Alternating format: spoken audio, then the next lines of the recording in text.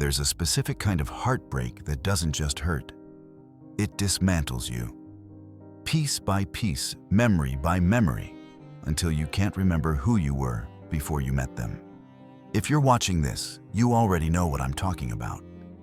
You know what it feels like to wake at 3 in the morning with your heart racing, feeling their presence so strongly you'd swear they were thinking about you.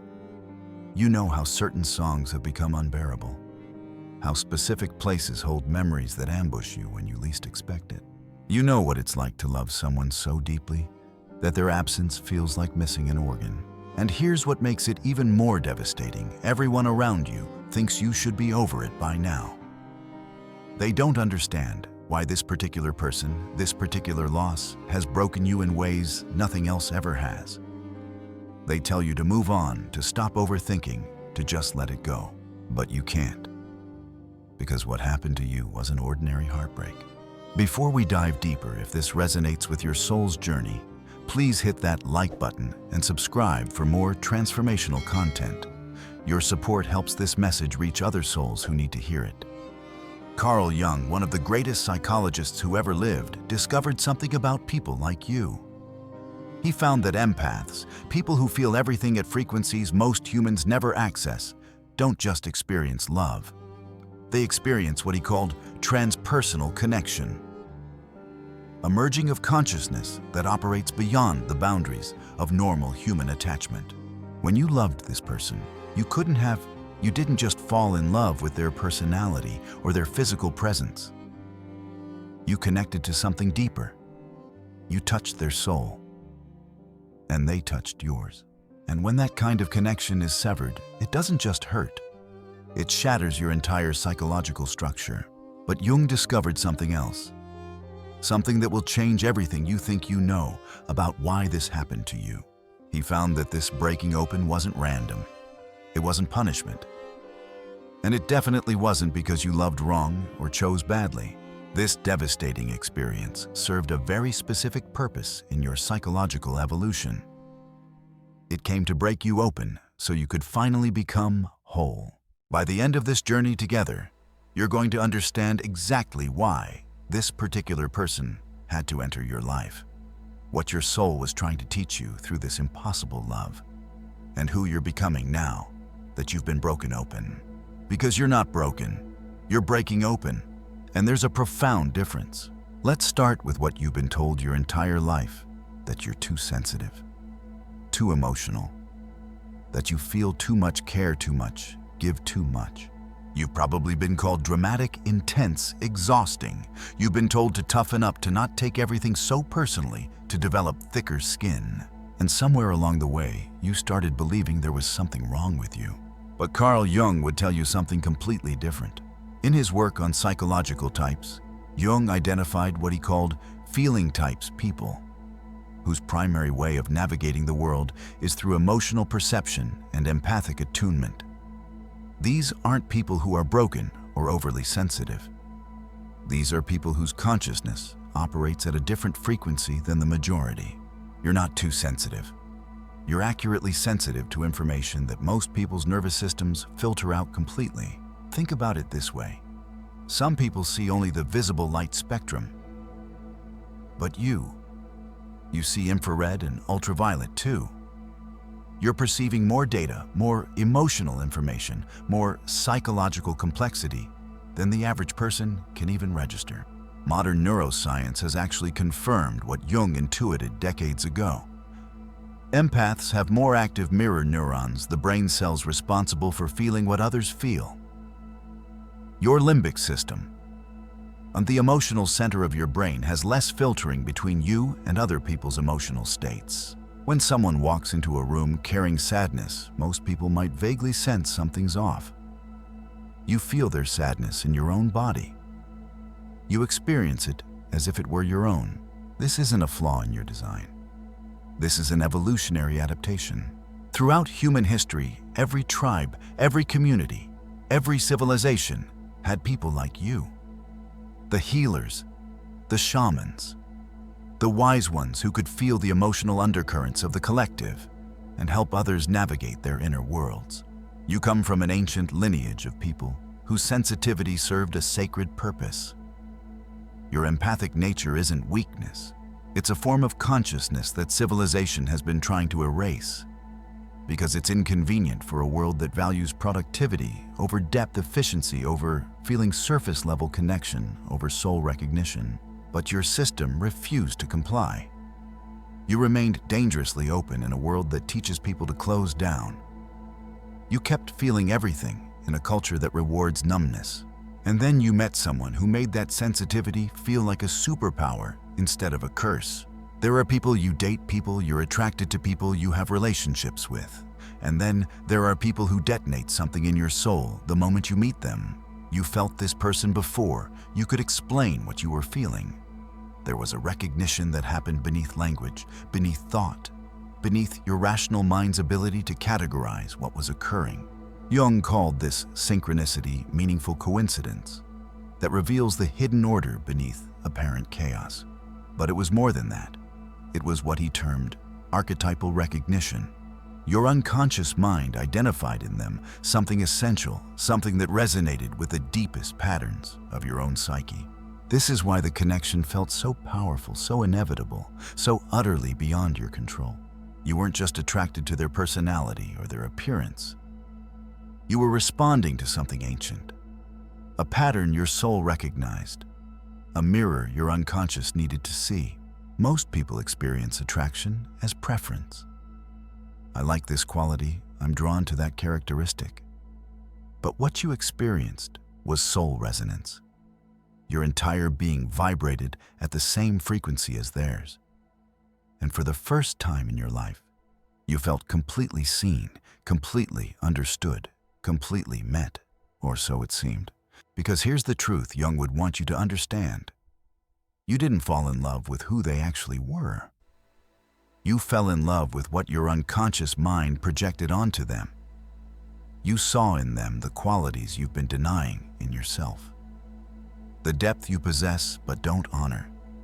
The intensity you carry but suppress. The mystery you embody but diminish. And your unconscious mind, in its infinite wisdom, arranged for you to meet this person. Not because they were your soulmate, but because they were your teacher. They came to show you through the devastating experience of their unavailability exactly what you needed to learn about yourself, about love, about the ways you've been abandoning yourself while trying to be everything to everyone else. But why does loving someone you can't have break empaths differently than it breaks other people? Why does this particular kind of loss feel like it's killing you? To understand that we need to go back to the beginning, to the place where your empathic gifts were first formed. Jung discovered something that most therapists today still don't fully understand. He found that our adult relationship patterns aren't random. They're built on what he called complexes, clusters of emotionally charged memories and beliefs formed in childhood that continue to drive our behavior decades later. For empaths, these complexes have a very specific origin story. Somewhere in your early life, you learned that your emotional survival depended on your ability to manage other people's emotions. Maybe you had a parent whose moods were unpredictable, and you became hypervigilant, constantly monitoring their emotional temperature to keep yourself safe. Maybe you had a depressed mother, and you learned to be cheerful to not burden her with your own needs. Maybe you had an angry father, and you developed the ability to sense the shift before the storm arrived. You learned to read the room, to predict the emotional weather, to become whatever was needed to keep the adults around you regulated. And you became brilliant at it. This is where your empathic superpowers were forged. In the fire of needing to survive by managing emotional atmospheres you didn't create and couldn't control, you developed the ability to feel what others feel before they feel it themselves, to know what someone needs before they ask, to sense emotional undercurrents that remain invisible to everyone else. But here's what that early training also created: a deep, unconscious belief that your value comes from your ability to take care of others' emotional needs while suppressing your own. You learned that love is something you earn by being useful, by being understanding, by never being too much or asking for too much. You learned that connection requires you to be the emotional manager, the space holder, the one who gives while asking for nothing in return. And you learned this so early, so completely, that it became invisible to you. It became just the way you are. Until you met someone unavailable. Think about the person who broke you open. Really think about them. Their unavailability probably had a very specific quality to it. They gave you just enough attention to keep you hoping, but never enough to make you feel secure. They showed you glimpses of depth, moments of real connection, and then pulled away just when you started to relax into it. They were inconsistent in exactly the way your early caregivers were inconsistent. And your unconscious mind, brilliant and ruthless in its drive toward healing, recognized them immediately. Jung discovered something that explains why you chose this person, even though everyone around you could see they were wrong for you. He called it repetition compulsion, and the psyche's relentless drive to recreate unresolved wounds in the hopes of finally resolving them. Your unconscious mind doesn't want you to suffer. It wants you to heal. But the only way it knows how to heal old wounds is to recreate the conditions that caused them, giving you another chance to get a different outcome. This is why unavailable people feel like home to empaths who grew up with emotional unavailability. It's not that you're broken or have terrible taste. It's that your psyche is trying to take you back to the scene of the original crime so you can finally solve it. You weren't trying to win this person's love just for the sake of having them. You were unconsciously trying to rewrite your childhood story. You were trying to prove that if you just loved them well enough, understood them deeply enough, gave them enough space and time and unconditional acceptance, then they would finally choose you consistently. You were trying to earn from them what you couldn't earn from your parents, the security of being chosen without having to manage, perform, or diminish yourself. But here's the brutal truth that Jung would want you to face. This person couldn't give you what your inner child needed because no external person can heal a childhood wound. That's not how psychology works. That's not how healing works. The wound has to be healed from the inside. By you. For you. And the reason this love had to be impossible, the reason they had to remain unavailable, is because if they had been available, you would have never been forced to face this truth. You would have continued the pattern of getting your worth from someone else's ability to see you, choose you, stay with you. You would have transferred the job of loving you from your parents to your partner, never learning to love yourself. But their unavailability made that impossible. And that's exactly what your soul needed. Jung spent decades studying a psychological mechanism that explains why you fell so completely for this particular person. He called it projection, and the unconscious process of seeing our own disowned qualities reflected in other people.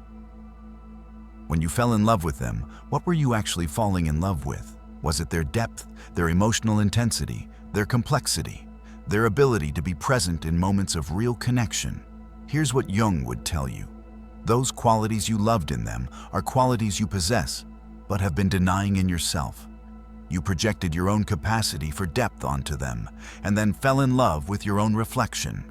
You saw in them the parts of yourself that you've been too afraid to embody, fully the parts that you've been told are too much, too intense, too deep. And then you gave them credit for qualities that were actually yours all along. Think about it. When you were with them, when you felt that profound connection, who was creating that depth, who was bringing that level of presence and emotional attunement, you were. But instead of recognizing that you were experiencing your own capacity for soul-level connection, you attributed that capacity to them. You made them special, magical, irreplaceable. And here's the even deeper truth. Their unavailability wasn't just a random characteristic. It was a perfect mirror for your own unavailability. While you were pouring all your empathic gifts into them, while you were trying to heal them and understand them and hold space for their complexity, you were being completely unavailable to yourself. You were abandoning your own needs while trying to meet theirs. You You were suppressing your own desires while accommodating theirs. You were making yourself emotionally homeless while trying to build a home in someone who had no room for you. Their unavailability to you was reflecting your unavailability to yourself. And this is the mirror you needed to see. This is why they had to be exactly who they were, unavailable, in precisely the ways that would force you to finally look at how you treat yourself. Now let's talk about why you still feel them.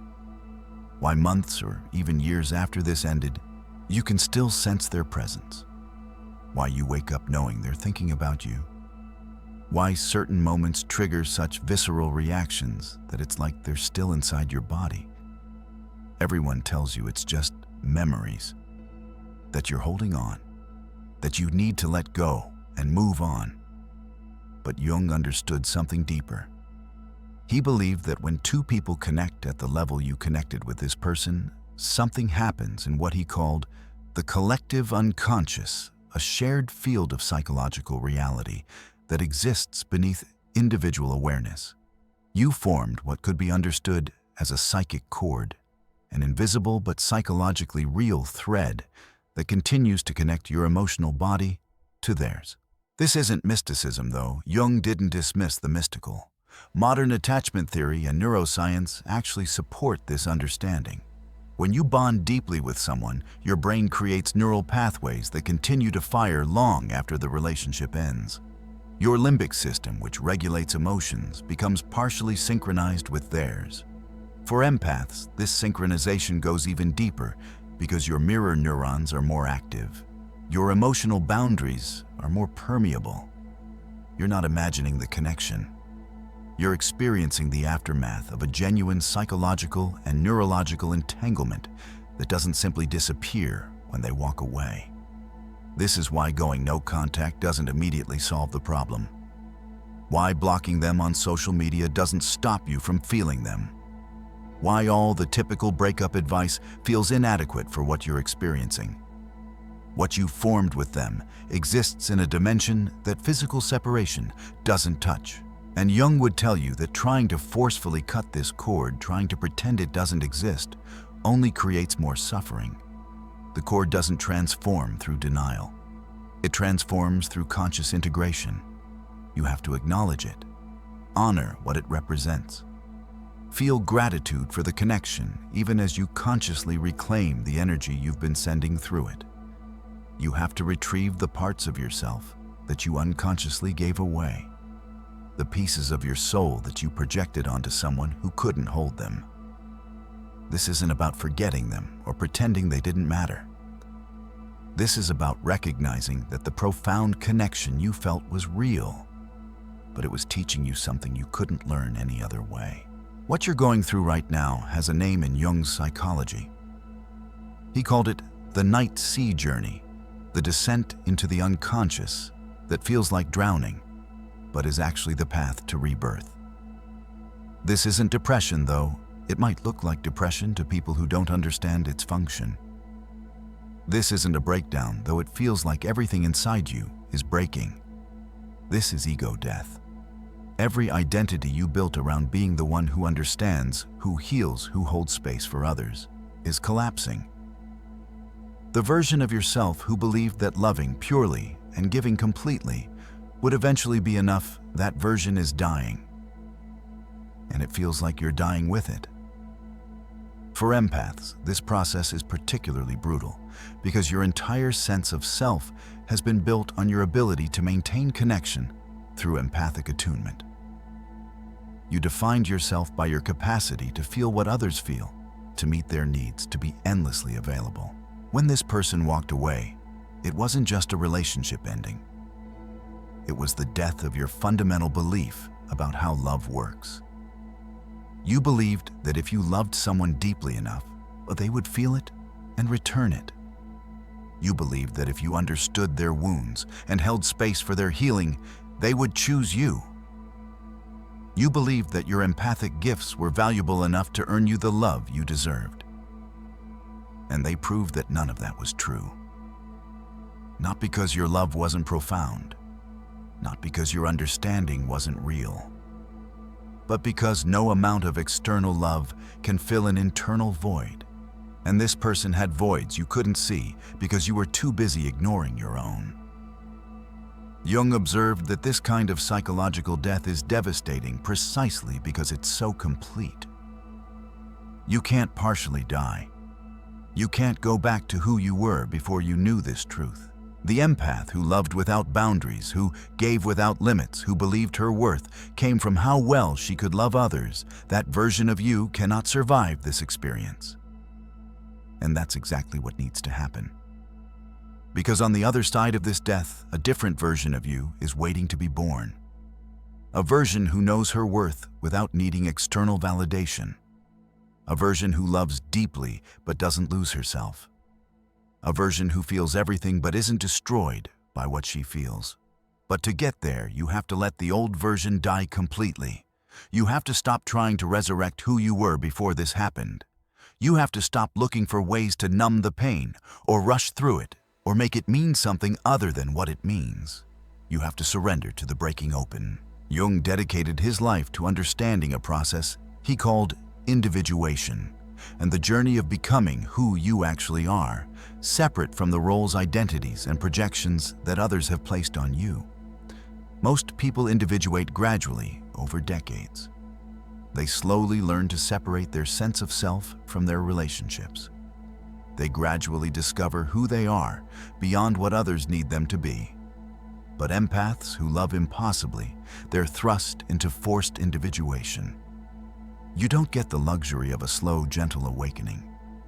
You're being violently separated from the person you were using as a mirror for your own worth.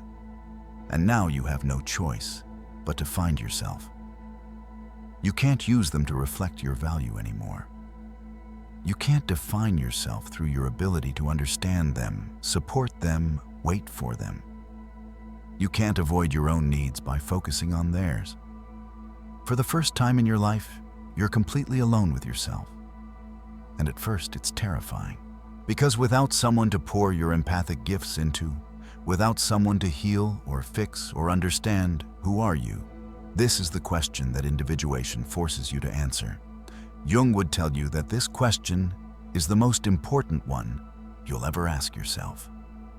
And the journey to answering it is the purpose of your entire existence. Here's what individuation looks like for an empath who's been broken open by impossible love. You start learning to differentiate between your emotions and others' emotions. You begin to notice when you're taking on feelings that aren't yours. You develop the capacity to feel with someone without feeling for them. You start recognizing that your value doesn't come from how well you can read people or accommodate their needs. You begin to understand that your worth is intrinsic, not earned through empathic performance. You start claiming space without apologizing for your presence. You begin to ask for what you need without feeling selfish. You develop the courage to say no without guilt. You start letting people experience the consequences of their own choices instead of rescuing them. You begin to trust that people can handle their own emotions without your management. You discover that loving someone doesn't mean taking responsibility for their healing. These shifts feel small at first, almost insignificant. But Jung knew they were evidence of the most profound psychological transformation possible. You're learning to exist as a separate self, to love from wholeness rather than emptiness, to give from overflow rather than depletion. You're becoming individuated. And the person who broke you open, they were the catalyst for this transformation. They had to remain unavailable because if they hadn't, you would have never been forced to become available to yourself. Jung was fascinated by alchemy, not as literal chemistry, but as a metaphor for psychological transformation. He saw in the alchemical process a perfect description of what happens when consciousness evolves through suffering. And what you're going through right now is pure alchemy. The alchemists talked about 3 stages: nigredo, albedo, and rubedo. The blackening, the whitening, and the reddening. Death, purification, and rebirth. You're currently in nigredo, the dark night, where everything you thought you knew about yourself is dissolving. where all your beliefs about love, worthiness, and connection are being broken down into their raw components. This stage feels like death because it is death. The ego is being destroyed. The false self that you built to survive in a world that didn't honor your sensitivity is being dismantled piece by piece. And you can't rush this process. The alchemists knew that transformation happens in its own time. You can't force gold to appear. You have to let the raw material sit in the fire. Let it break down completely. Let it transform at the pace that transformation requires. Every tear you cry is part of the purification. Every night you lie awake confronting truths you've been avoiding, that's the fire burning away what's false. Every moment you feel like you can't go on, but somehow you do, that's the ore being refined into gold. Jung called this conscious suffering. There's a difference between suffering that transforms you and suffering that just traumatizes you. The difference is consciousness. When you suffer unconsciously, you become bitter. You close down. You build walls. You decide that love isn't safe and vulnerability is weakness and feeling deeply is a liability. But when you suffer consciously, when you stay present with the pain and let it teach you, when you refuse to numb or avoid or rush through it, that suffering becomes sacred. It becomes the fire that transforms you from raw material into gold. Right now, every moment of pain is washing away a false belief about your worthiness. Every wave of grief is dissolving a pattern that no longer serves you. Every instance of heartbreak is cracking open a space where new truth can enter. You're being purified of the belief that your love can change people who don't want to change. You're being freed from the pattern of abandoning yourself to maintain connection with others. You're being released from the childhood contract that said your value comes from managing other people's emotions. This is albedo the whitening, the purification. And on the other side of this process, rubedo waits. The reddening, the moment when the gold reveals itself. The moment when you emerge from this experience fundamentally transformed. No longer the empath who loses herself in others. No longer the healer who neglects her own wounds. No longer the woman who believes that loving perfectly will finally earn her worthiness. But instead the sovereign empath, the conscious lover, the individuated woman who knows her worth and guards it fiercely. That version of you is being forged right now in the fire of this devastation. And she's going to be magnificent. Now we come to the active work of reconstruction. And it begins with one of Jung's most important concepts, withdrawing projections. You projected onto this unavailable person qualities that are actually yours. And now you need to take them back. This is a practical exercise in consciousness, and it's one of the most powerful things you can do for your healing. Think about what you loved in them. Write it down if you need to. What qualities attracted you so completely? Was it their depth, their intensity, their complexity? Their ability to be fully present in moments of real connection, their emotional intelligence. Now I want you to do something that might feel uncomfortable. I want you to recognize that every quality you loved in them is a quality you already possess but haven't been fully embodying. Their depth. You have depths you don't honor because you've been told you're too much. Their intensity. You have intensity you suppress because you learned it makes people uncomfortable. Their complexity. You have complexity you diminish because you've been taught to make yourself simple and easy to understand. Their presence. You have the capacity for profound presence, but you give it to everyone else and never turn it toward yourself. You weren't falling in love with them. You were falling in love with your own reflection in their eyes. You were recognizing in them the qualities you've been starving in yourself. And then you gave them all the credit. This is what projection does. It takes the gold inside you and makes you believe it belongs to someone else. It makes you worship in others what you refuse to claim in yourself.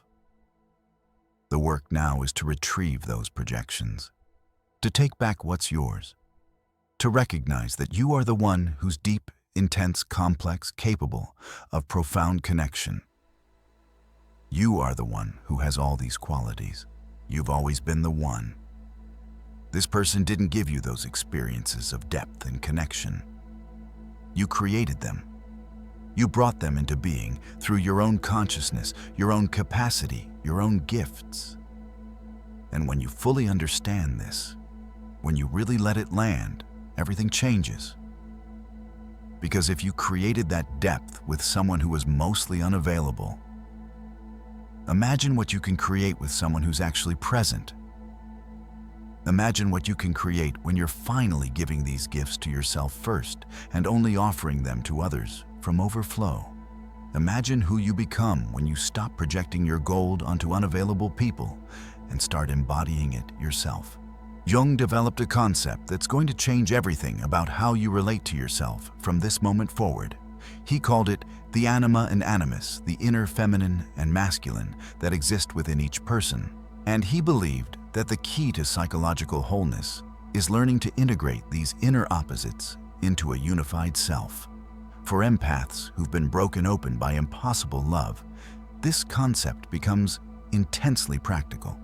You've been giving to an external person the love, attention, and devotion that you needed to give to yourself. You've been trying to build a home in someone else while remaining homeless within your own heart. The reconstruction begins when you turn all that empathic presence inward, when you become to yourself what you were trying to be for them.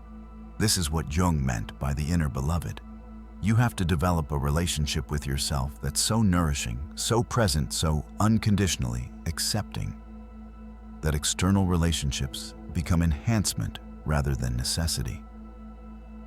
And for empaths, this feels almost impossibly difficult at first, because you've been conditioned to believe that focusing on yourself is selfish, that self-love is narcissism, that prioritizing your own needs means you're failing at your fundamental purpose, which you believed was taking care of others.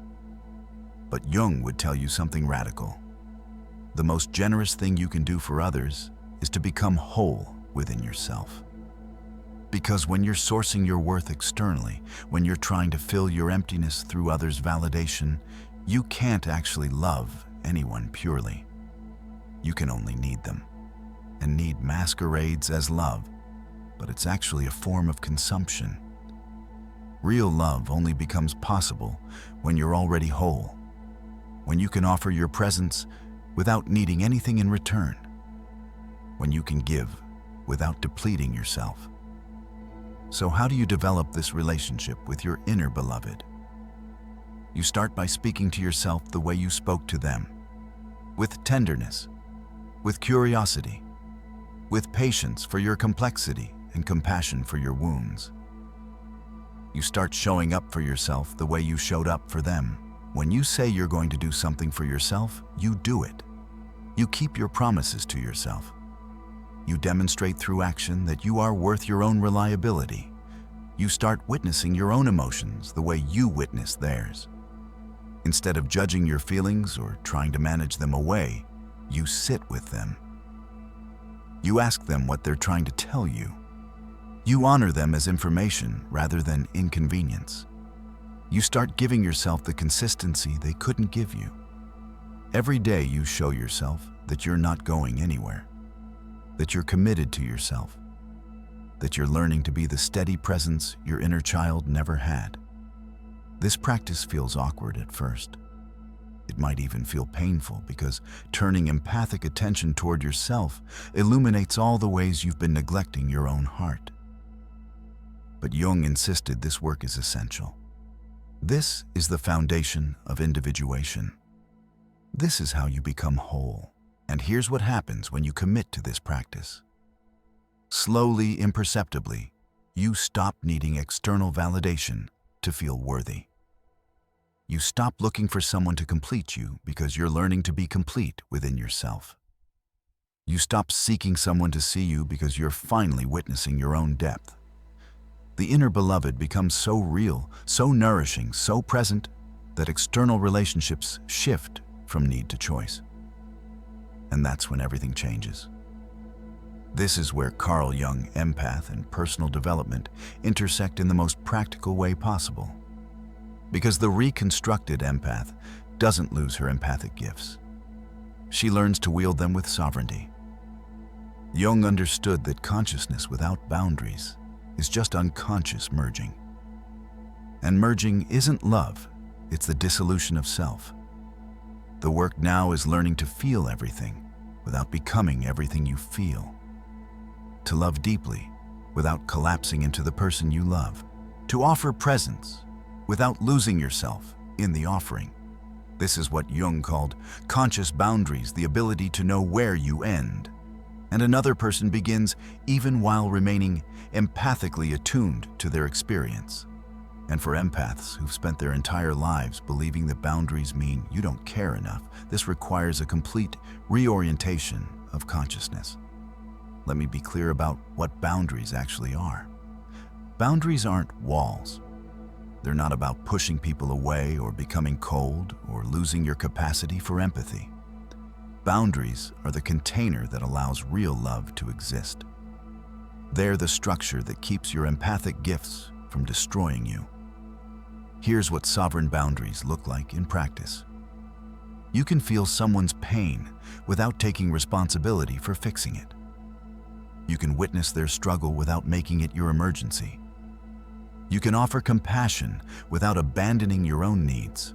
You can love someone deeply and still hold them accountable for how they treat you. You can understand why they behave the way they do and still refuse to accept behavior that harms you. You can see someone's highest potential and still relate to who they actually are right now. You can honor what they could become without staying in relationship with what they refuse to work on. You can give generously to people who can receive it without depleting yourself on people who can't. You can be empathic and discerning at the same time. These aren't contradictions. This is what conscious love looks like. This is what Jung meant by integration, holding multiple truths simultaneously without fragmenting. The old operating system had you believing that real love means no boundaries, that true empathy means absorbing everything, that genuine care means sacrificing yourself.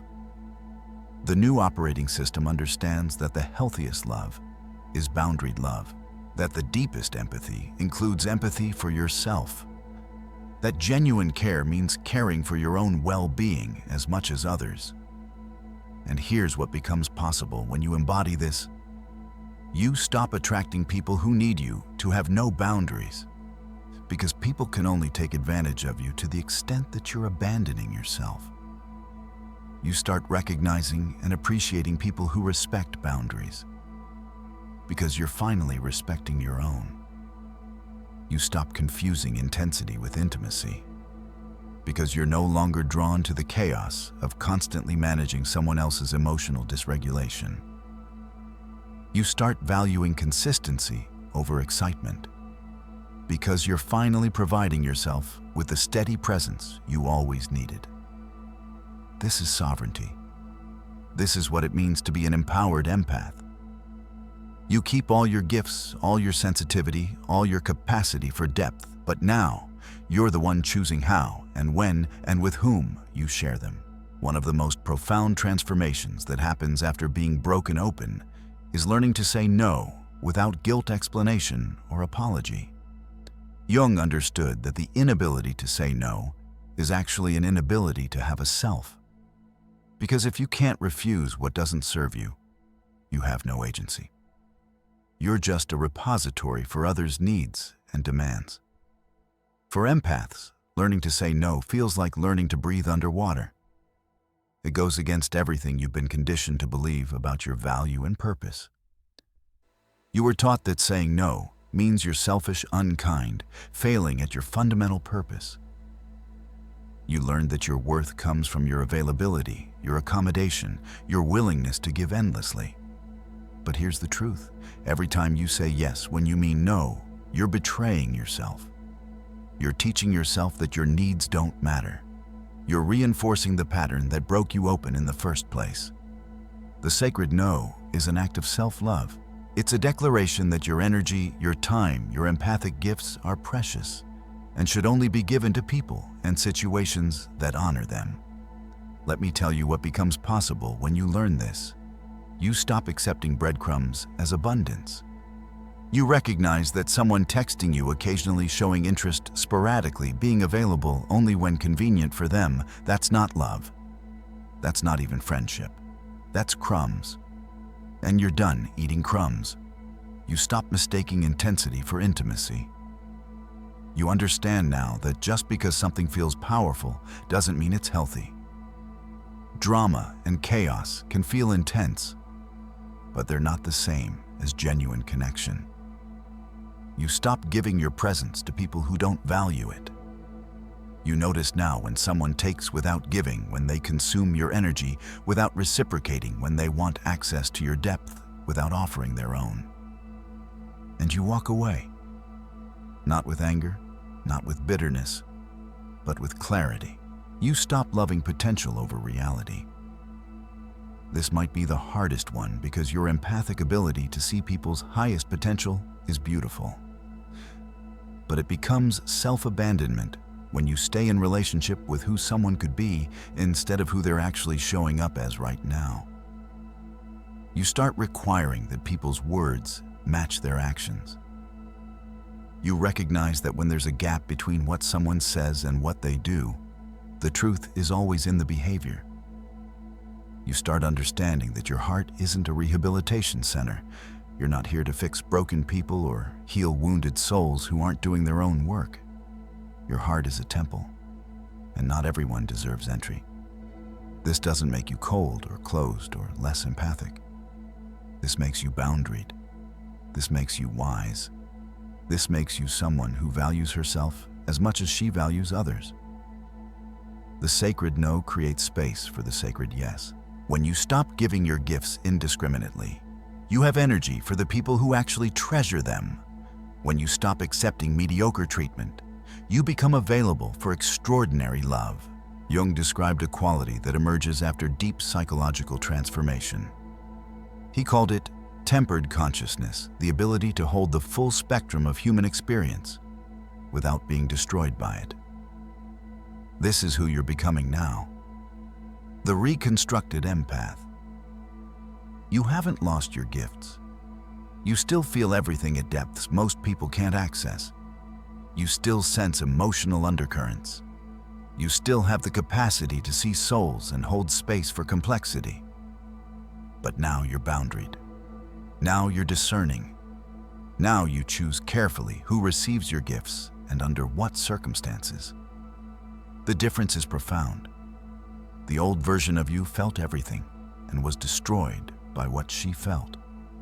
The new version feels everything and knows how to metabolize it without letting it consume her. The old version loved intensely and lost herself in who she loved. The new version loves deeply and maintains her sovereignty. The old version said yes to everyone and was available to everyone. The new version understands that being available to everyone means you're truly available to no one, including yourself. Here's what changes in your day-to-day experience. Unavailable people stop feeling magnetic. The wound that made their unavailability feel like home has been healed, and now their inconsistency just feels like what it is someone who can't show up. Drama feels exhausting instead of familiar. You used to be drawn to emotional chaos because it gave you something to manage, something to fix. Now you recognize it as a red flag. Consistency becomes more attractive than intensity. You used to mistake the highs and lows for passion. Now you understand that real love is steady, reliable, present. Peace becomes non-negotiable. You spent your whole life accommodating chaos in your relationships because you learned to do it in childhood.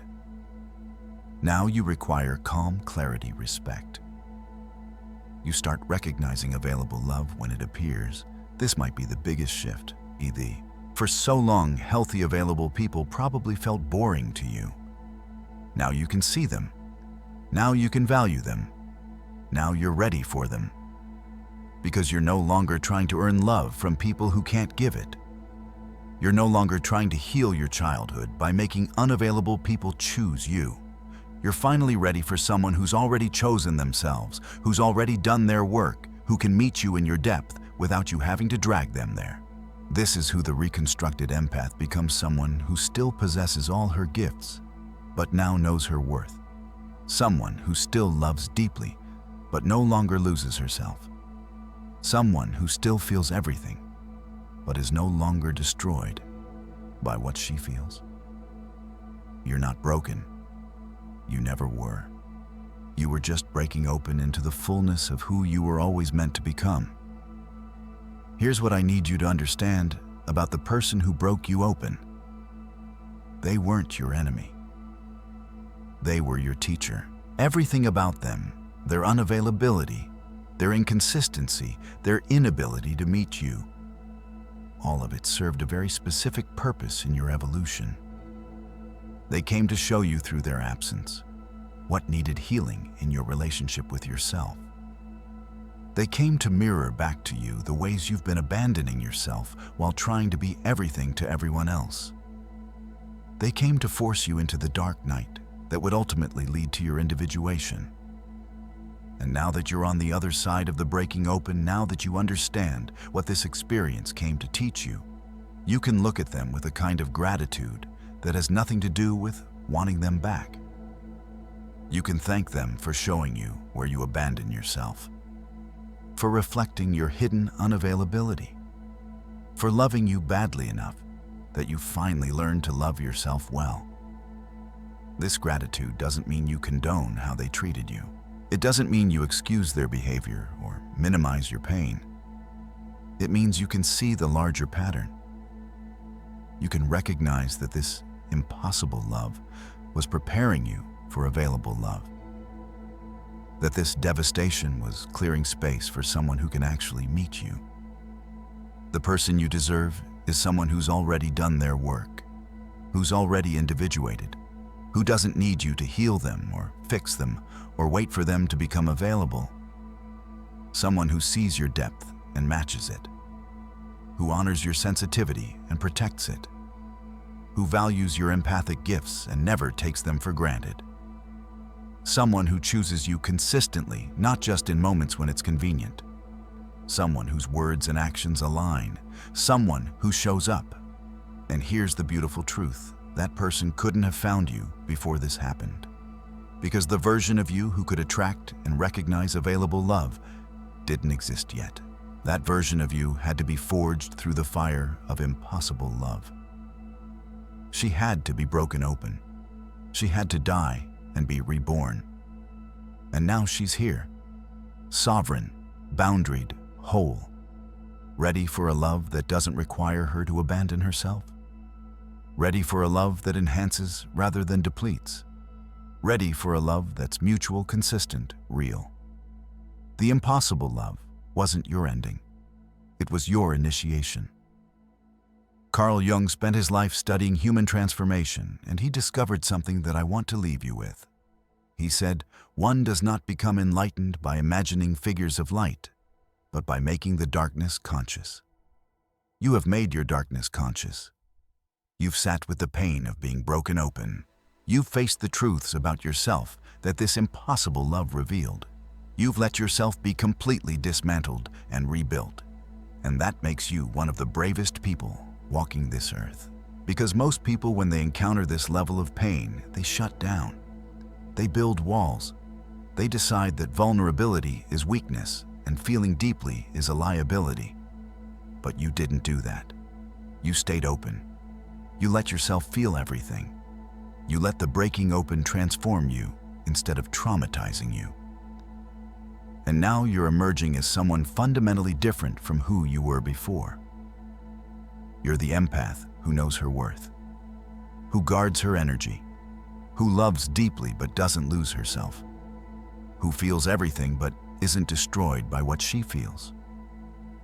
Your empathic gifts aren't your curse. They never were. They're your sacred offering to the world, but only when you give them wisely only to people who can receive them, only from a place of overflow rather than depletion. This is the journey of Carl Jung, empath and personal development, the path from unconscious merging to conscious sovereignty, from loving others at the expense of yourself to loving yourself as fiercely as you love others. You're not broken. You're breaking open into the fullness of your consciousness, into the spaciousness of your being, into the truth of who you always were beneath the conditioning. Your heart was never meant to stay closed. It was meant to break open again and again until love becomes consciousness itself, until compassion includes yourself, until empathy is tempered with wisdom. If this spoke to your soul, I want to invite you to write, "I am choosing myself," in the comments below. Let that be your declaration, your commitment, your recognition that this transformation is real and you're claiming it. Share this with another empath who needs to know that their sensitivity isn't weakness, that their capacity to feel deeply is their superpower, that being broken open by impossible love isn't the end of their story, it's the beginning of their becoming. And subscribe to this channel if you want to continue exploring what it means to be fully human, fully conscious, fully alive in a world that often demands numbness. Thank you for having the courage to feel everything in a world that teaches people to feel nothing. Thank you for staying open when closing down would have been easier. Thank you for transforming your pain into wisdom. You are not broken. You are breaking open, and what emerges from this breaking is going to be extraordinary. Until we meet again in the next exploration of Carl Jung, empath and personal development, remember this: your heart is not your weakness. It's your revolution.